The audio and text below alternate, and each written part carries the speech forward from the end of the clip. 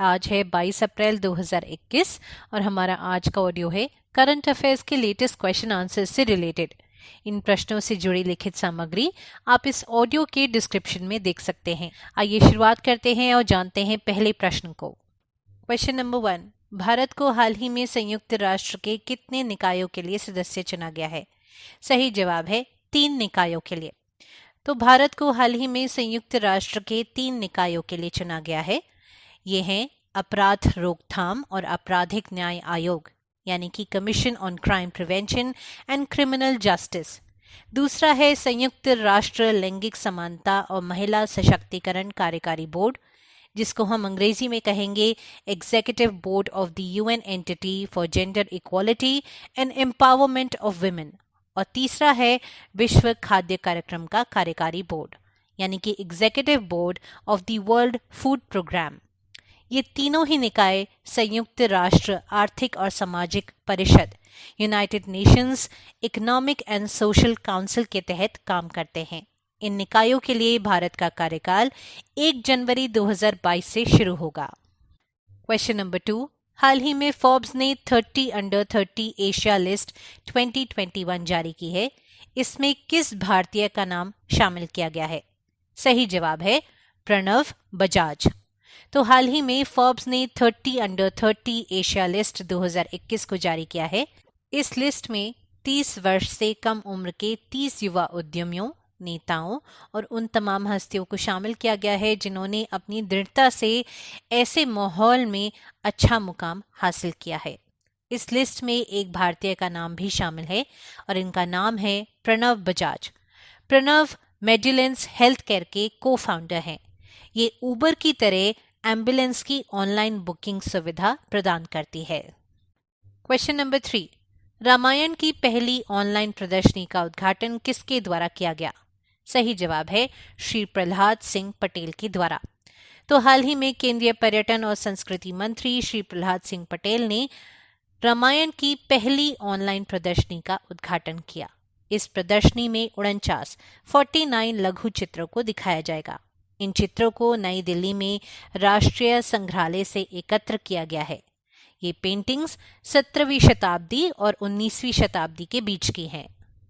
Question number 4, हाल ही में Walter मॉन्डेल का निधन हो गया। ये कौन थे?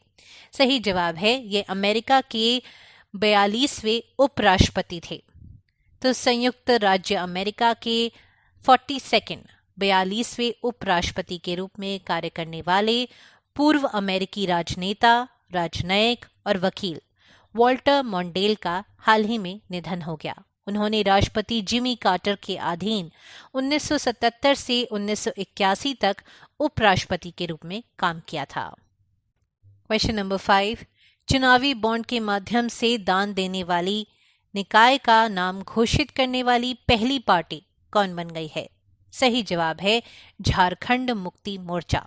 तो जेएमएम झारखंड मुक्ति मोर्चा वह पहली पार्टी बन गई है जिसने उस निकाय का नाम घोषित किया है जिसने चुनावी बॉन्ड के माध्यम से इसे दान किया था। पार्टी की योगदान रिपोर्ट में 1 करोड़ रुपए के दान की घोषणा की गई है।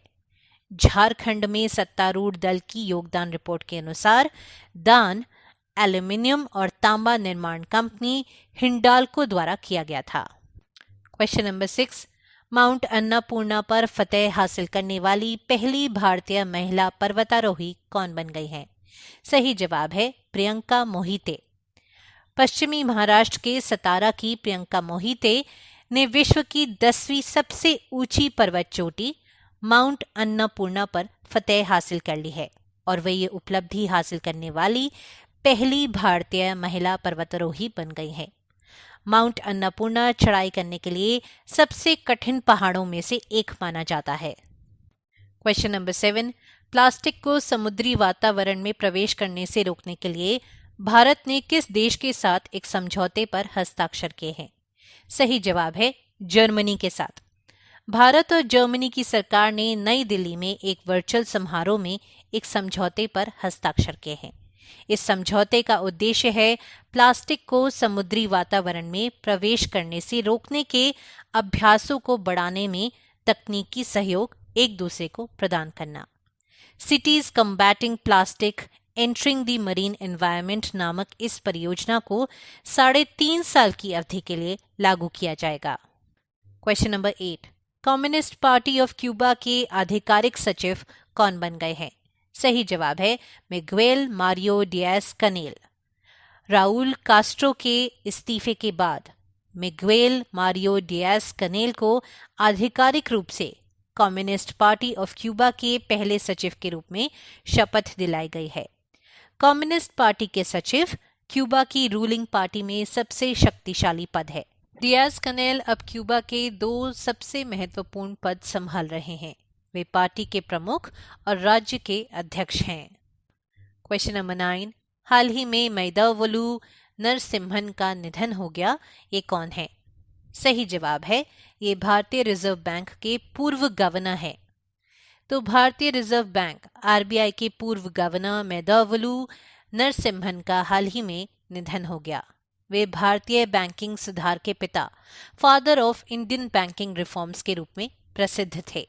वे आरबीआई के 13th गवर्नर थे और उन्होंने 2 मई 1977 से 30 नवंबर 1977 तक कार्य किया था।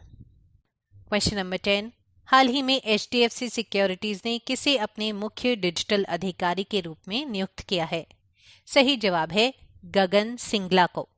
तो एचडीएफसी सिक्योरिटीज ने गगन सिंगला को मुख्य डिजिटल अधिकारी, चीफ डिजिटल ऑफिसर के रूप में नियुक्त किया है, जो 1 अप्रैल 2021 से प्रभावी माना जाएगा। उनके पास विभिन्न संगठनों में 11 देशों में काम करने का 18 वर्षों का अनुभव है। अब आते हैं हम क्वेश्चन ऑफ द डे पे, जो हमने आपसे कल पूछा था। तो हमने आपको बताया था कि हेनलीज पासपोर्ट ने अपने शक्तिशाली पासपोर्ट्स की सूची जारी की है और इसमें भारत के पासपोर्ट को रैंक दिया गया है 84। प्रश्न ये था कि इस सूची में किस देश का पासपोर्ट सबसे शक्तिशाली है? आपके ऑप्शंस थे जापान का, ऑस्ट्रेलिया का या फिर यूनाइटेड किंगडम का। प्रश्न का सही जवाब है जापान का। अब आते हैं हम क्वेश्चन ऑफ द डे पे। तो वर्ष 2021 और 22 के लिए जगन्नाथ विद्या दिवेना योजना के तहत 672 करोड़ रुपए की पहली किश्त जारी की गई। हम किस राज्य की बात कर रहे हैं? आंध्र प्रदेश की, मध्य प्रदेश की या फिर अरुणाचल प्रदेश की? For the year 2021-2022, the first installment of rupees 672 crores was released under the Jagannath Vidya Divena scheme. Which state are we talking about? Andhra Pradesh, Madhya Pradesh और अरुणाचल प्रदेश।